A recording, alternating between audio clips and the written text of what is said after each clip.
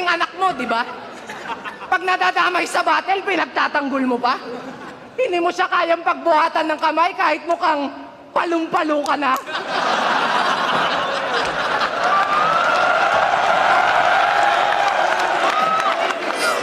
Pero, alam nyo ba, ang tunay na istorya sa likod ng Sinyo versus Sak Maestro? Una ko talagang hinamon si ikatlo. Pero tinapat ako dito kay pangalawa. Alam nyo ba kung bakit pangalawa to?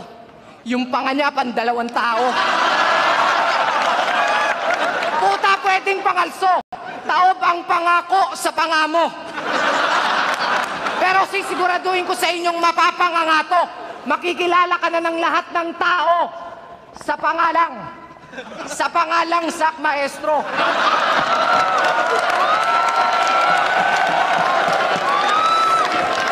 Kasi kahit di ko na ipagsigawan, alam na ng karamihan na ang pangapangamok. Ang pangapangamok. Puro kakapangahantol.